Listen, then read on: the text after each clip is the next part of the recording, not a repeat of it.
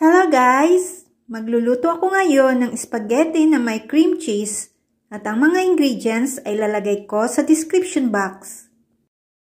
Ang unang gagawin ay iluto muna ang spaghetti pasta according to package instructions at pagkatapos ay iset aside ito.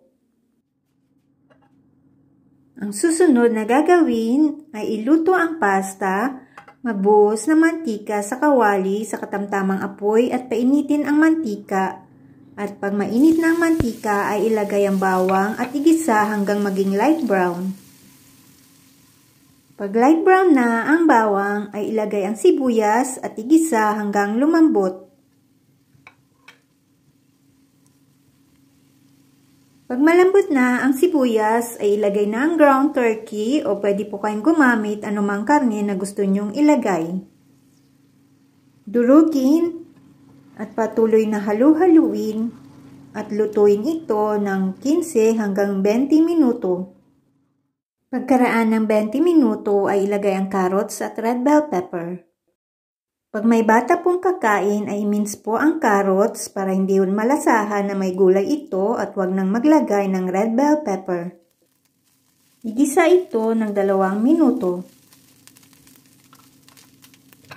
Pagkaraan ng 2 minuto ay ilagay na ang Filipino style sweet spaghetti sauce.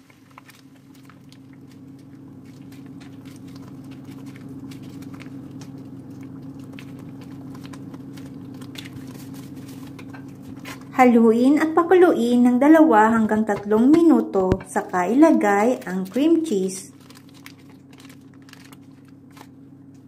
Maglagay din ng pamintang durog. Patuloy na halu-haluin at lutuin hanggang ang cream cheese ay matunaw. Pag natunaw na ang cream cheese ay pwede na itong tanggalin sa apoy at pwede na rin iserve kasama ng spaghetti na niluto.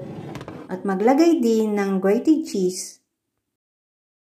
The Lord says, "You will seek me and you will find me because you will seek me with all your heart."